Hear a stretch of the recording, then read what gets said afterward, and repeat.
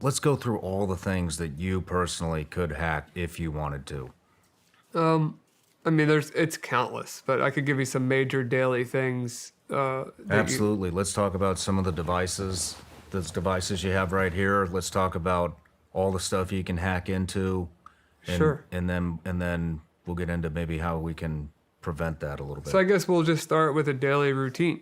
You know, you wake up in the morning, you make your coffee, or maybe you take your phone off the charger and you check your phone in the morning. You might check your email. You got to make sure every email that you have while you're half asleep is coming from a real person. It's not a phishing email, someone pretending to be a company that they're not, stealing your credentials.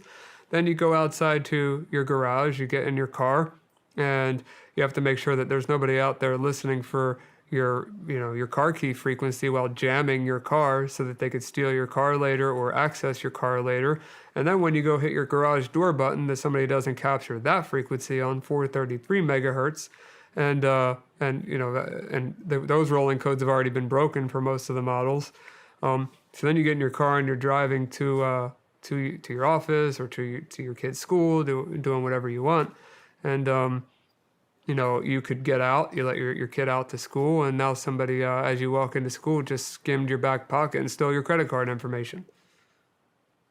So, I mean, all of that, plus, anything remote, infrared, like a TV remote that goes for projectors, audio devices, ceiling fans, I mean, very simple stuff, along with access control badges, anything sub-gigahertz, like key fobs or remote controls for anything.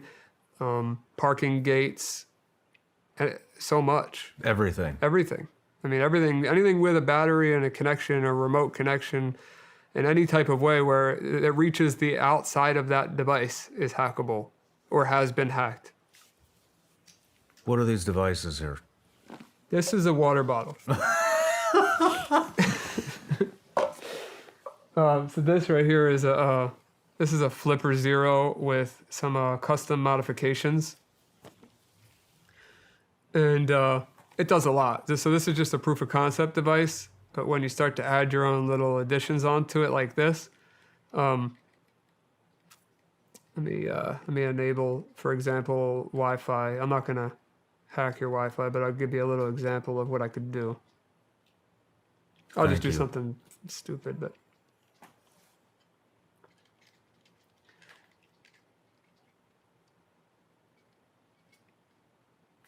Okay, and then we'll do, I'm not going to shut your network down.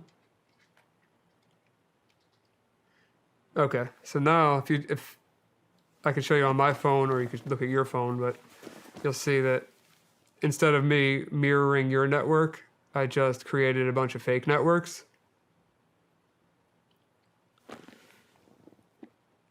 So all of these networks here, they probably appear to be legitimate, right? Yeah. But they're not. These are all fake networks? They're all powered by me. So as soon as you connect to any of those, I have your password, I have anything in between. So that's one thing. That's just Wi-Fi. And you just, oh man. Is this how people are stealing information? This is one of many ways. In an airport. In an airport? Oh yeah, I mean airport, Starbucks. When you, it's called a man-in-the-middle attack. So if I'm on the same network as you, I can essentially control the traffic, as if I was the modem or router. So instead of when you type google.com, instead of your computer telling the router you want google.com, you're telling my computer you want google.com, and I'm giving you what I'm telling you google.com is. So it would be called a DNS attack. So, is this what people are using in the airports when there's? Not this specific device. This is just something that I concocted together. But the flipper you can buy. This thing on the top here is custom. I guess what I'm asking is this the method they throw? So what is like Wi-Fi flight or GoGo? GoGo in-flight? Yes, GoGo. Oh, well, they're actually, I mean, you can hack anything, but GoGo in-flight, they have a pretty good segment on their network, so you're pretty safe with GoGo. there's a chance of getting hacked, but not the same as like a Starbucks or here. Like, your network has to be segmented into chunks, Okay. and Go segments it pretty well. Okay. I guess what I'm saying is, could you create a fake Wi-Fi network with that thing that says go in flight 1? Yeah, Where I could- people are I could like, do that oh, that now." must be it. I can do that here. I mean, I can make any. They're called BSSIDs, SSIDs, the name of a network. You could do that with any name, but instead of that, what you do is you just scan the local area, and then I know all the networks names around here, and then I'll target all of them at the same time, so that way anyone in this complex or where we're at, anyone that connects to a network is going to think it's their network, and they're going to connect to me instead. Holy shit. That's just one of many Wi-Fi attacks. So there's many ways. with Yeah. Wi-Fi. What That's else just- can this thing do? This thing's like the size of the palm of your hand.